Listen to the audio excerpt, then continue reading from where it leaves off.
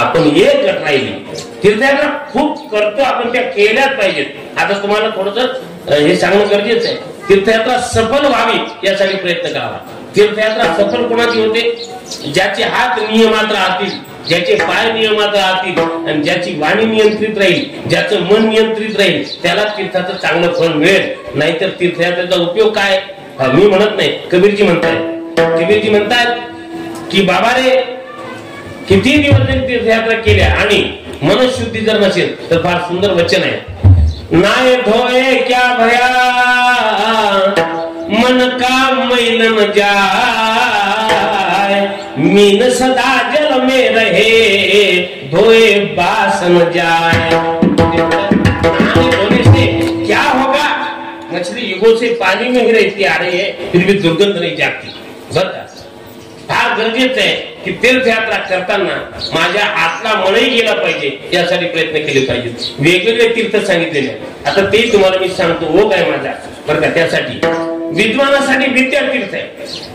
जर विद्वान असेल तर विद्याभ्यास केला, पुस्तकाचा सहवास सोडला नाही. काल त्यांची जयंती झाली, डॉक्टर बाबासाहेब आंबेडकर. त्या माणसाकडून एक आदर्श घेण्यासारखा आहे फार मोठा, की अभ्यासाला काय म्हणत नाही. त्यांनी सांगितलं माझ्या जीवनात 3च देव आहेत, विद्या, विनय आणि शील. विद्या, विनय आणि शील, 3 गोष्टी शिका, अभ्यास करा. तुम्हाला तीर्थयात्रेची गरज पडणार नाही जर केला तर. हे करू नये याचं नाही, हे तर केलंच पाहिजे. मोठमोठे विद्वान तीर्थयात्रा करतात तेव्हा त्यांना परिव्राजकाचार्य ही उपाधी मिळते, 1008 अशी उपाधी मिळते. अभ्यास फिरलंच पाहिजे, पण फिरण्याआधी हेही लक्षात घेतलं पाहिजे की विद्या अभ्यास केला पाहिजे. विद्याभ्यास करा. आता सध्याचा काळ वेगळा आहे. आजच्या तरुणांना विद्याभ्यास काय आहे माहितच नाही. फक्त विद्या नावाची मुलगी बायको असते तर तेवढंच माहित पडतं, बाकी काय. बाकी विद्या विद्याभ्यास करीत नाही. विद्वानासाठी विद्यातीर्थ आहे, साधू माणसासाठी सत्य तीर्थ आहे, मलिन माणसासाठी गंगा तीर्थ आहे, योग्यासाठी ध्यान तीर्थ आहे, धनवान पैशावाल्यासाठी दानच तीर्थ आहे. त्याने दानच करा, ते तीर्थच आहे, त्याला तीर्थाची गरज नाही पडत. बघा, राजासाठी शूरवीर असेल त्याच्यासाठी तीर्थ आहे त्याचं रणांगण. शूरासाठी रणांगण तीर्थ आहे. तर युद्धात मेला तर त्याला तीर्थयात्रा घडली समजा. आणि सगळ्यात मोठं स्त्रियांसाठी लाजणं, लज्जा, मर्यादा हे तीर्थ आहे. या गोष्टी तीर्थ आहे. स्त्री मर्यादेत राहिली तर तीर्थयात्रेची गरज नाही तिला.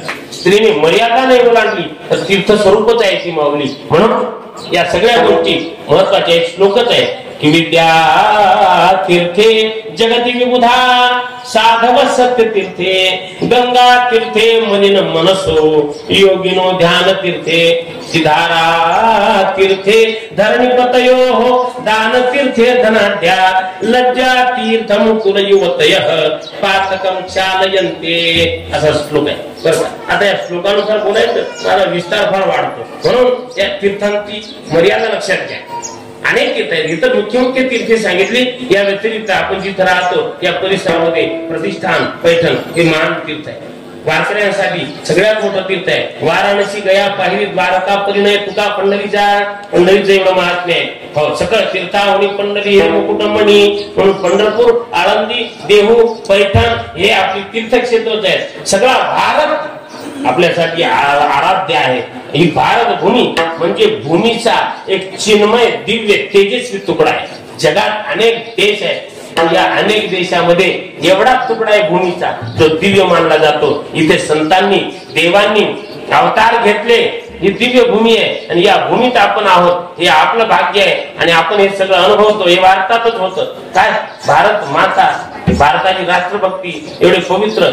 भारताची आपली तीर्थे, हिंदू लोकांची सगळी तीर्थे जगात नुसत्या भारतात नाही, जगभर आहे. जगभर तुम्हाला पुरावे लागेल, मी देतो. मला विचार तुम्ही तरी पण.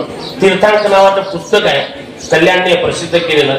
इंडोनेशियामध्ये आजही भगवान विष्णूचं सगळ्यात मोठं मंदिर आहे. जगातलं सगळ्यात मोठं विष्णू मंदिर इंडोनेशियामध्ये. बर का. तिथल्या वाली द्वीपामध्ये जिथे मुस्लिम लोक राहतात तिथे आजही रामलीला ते लोक 1 महिना सादर करतात. भारताचे माजी पंतप्रधान स्वर्गवासी अटल बिहारी वाजपेयी हे जेव्हा तिकडे गेले त्यांनी पाहिलं मुस्लिम लोक आहेत आणि ते लोक तिथले म्हणतात की ते श्रीरामचंद्रांना आपला पूर्वज मानतात. परंपरा ती आहे. म्हणून ही दिव्य परंपरा आहे. त्या परंपरेत आपण आहोत. हे आपलं भाग्य आहे. आणि या सगळ्यांच्या निमित्ताने आज हा जो कार्यक्रम आहे भगवान परमात्म्याच्या अर्थात काल्याशिवाय पूर्णता नाही म्हणून आपण काल्याचं अर्थ चिंतन आहे. गंगा पूजनाचा मावंद्याचा कार्यक्रम आहे. आमचे ज्ञानेश्वर महाराज आणि नामदेव महाराज यांनी तीर्थयात्रा जेव्हा केल्या तर ते परत आल्यानंतर त्यांनी मावंद घातलेलं आहे. त्याची कथा आहे. तर मावंद घातलं पाहिजे त्याशिवाय तीर्थयात्रा पूर्ण नाही. पण मी तुम्हाला सांगितलं तीर्थयात्रा करताना हेही लक्षात ठेवणं गरजेचं आहे की माझी अंतःशुद्धी झाली पाहिजे. नाहीतर ऊपर से तो खूप बनी अंदर की राम जानी असं नको. हेही महत्वाचं आहे. मी म्हणत नाही कबीरांचं जसं वचन सांगितलं तसे जगद्गुरु तुकाराम महाराजांचं एक वचन आहे. ते म्हणतायत काय काशी करीती गंगा काय काशी करीती गंगा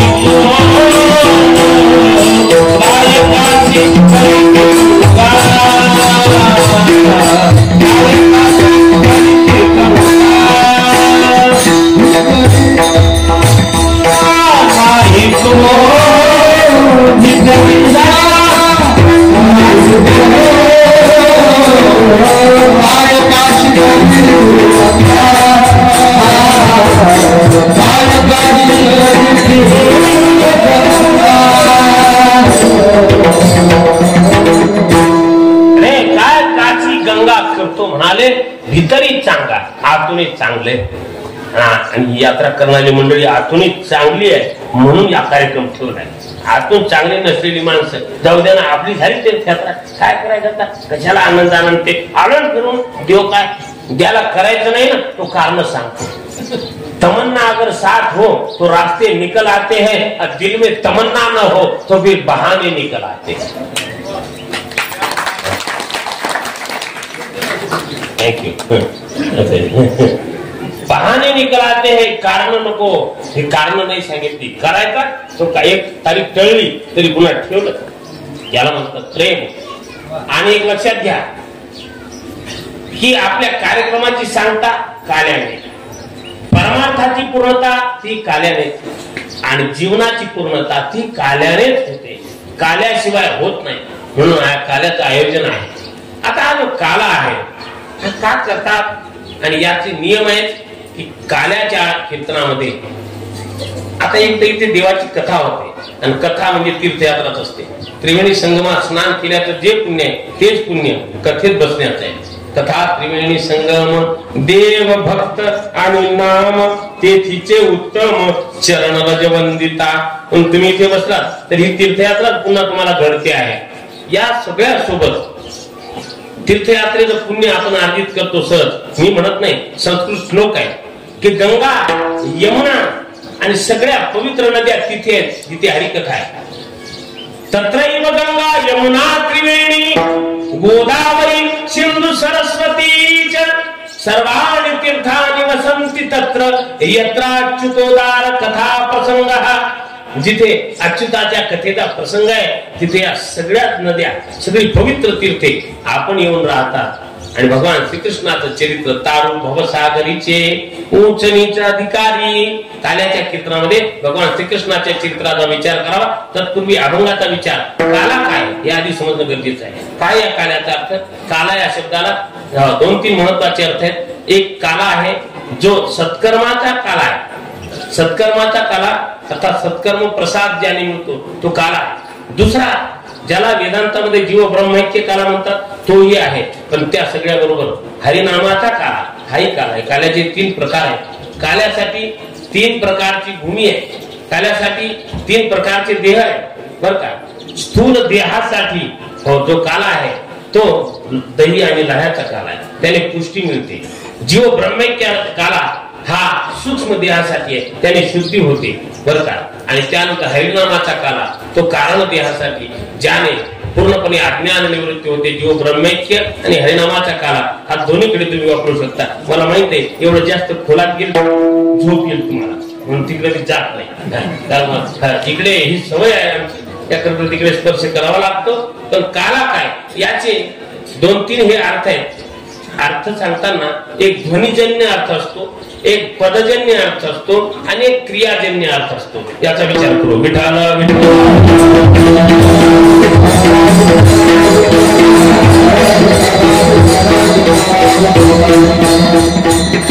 कधी कधी ध्वनीवरून अर्थ काढावा लागतो.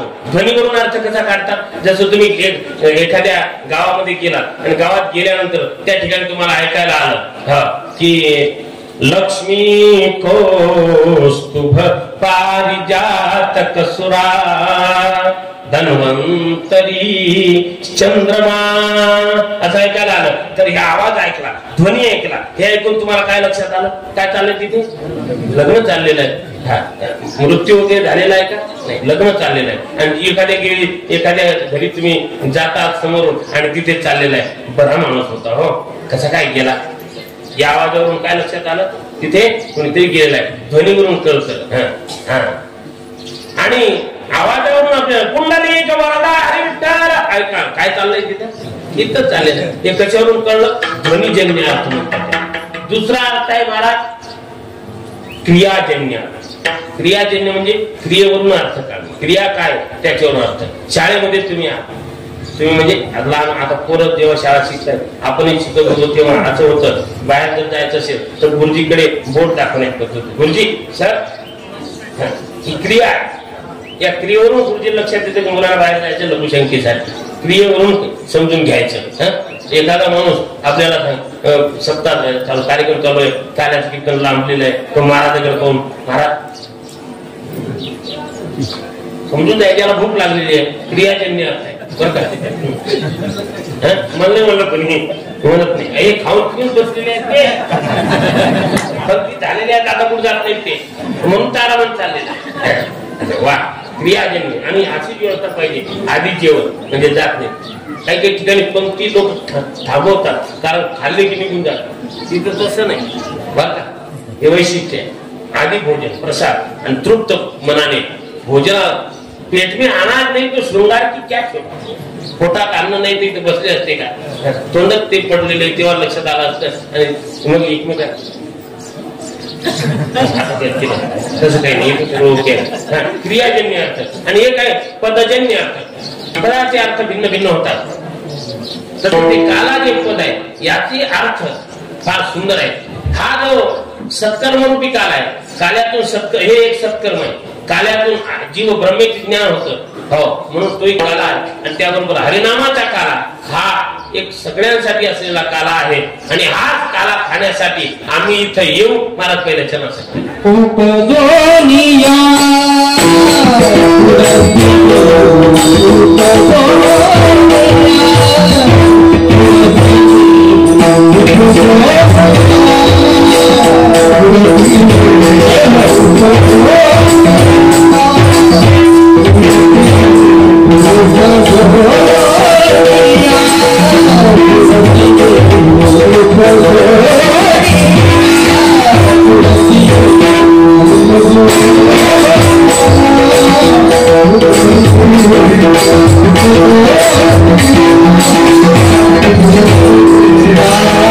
Yeah.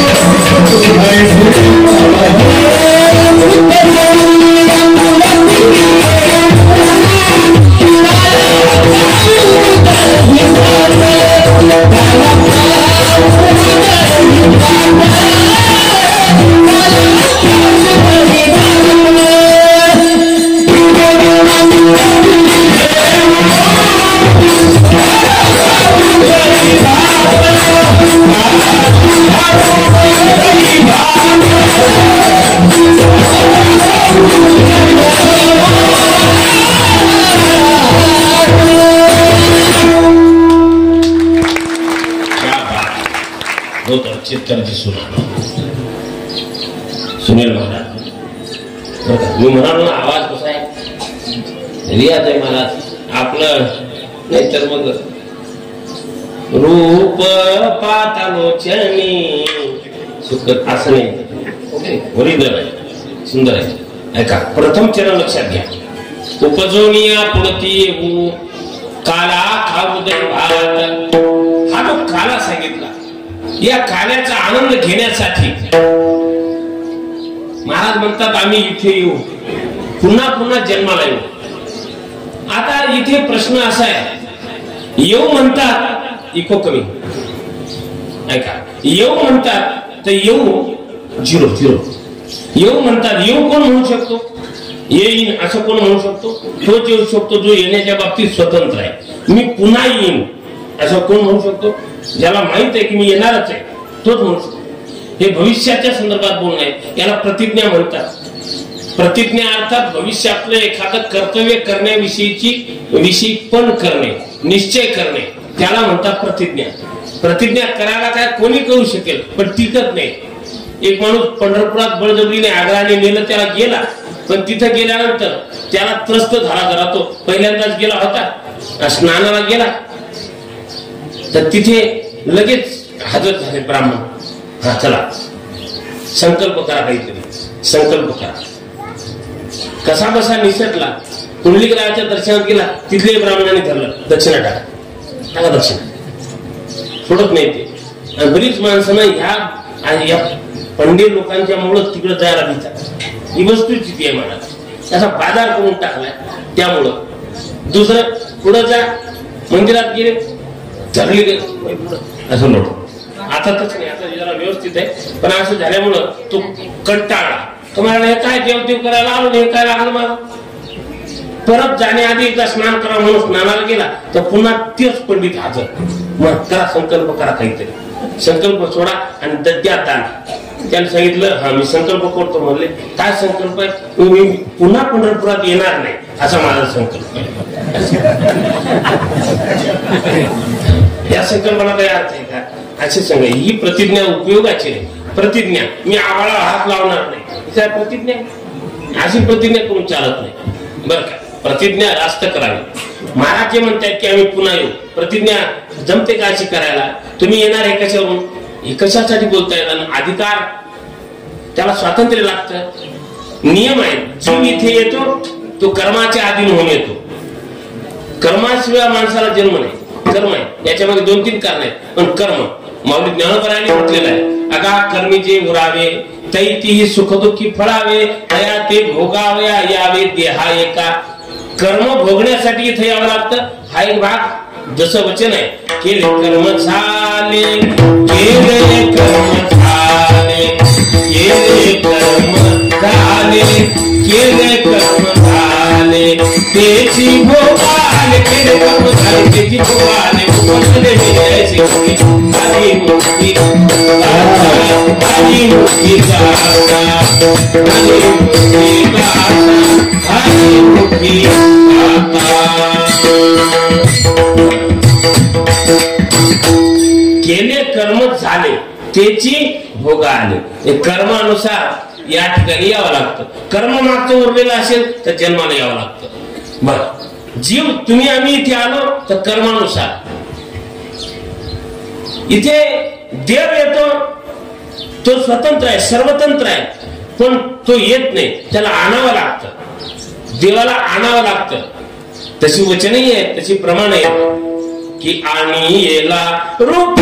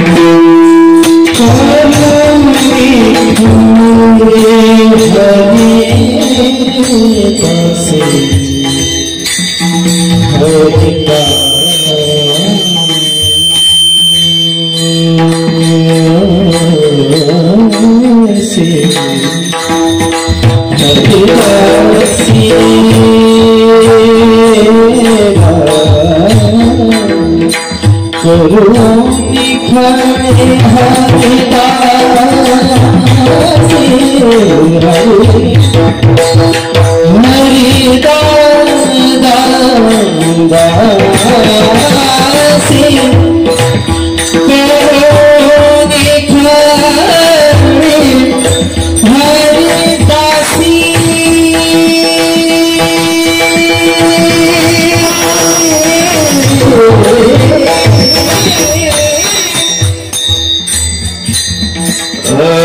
करुणी खरे हरिदासी करुणी खरे Amina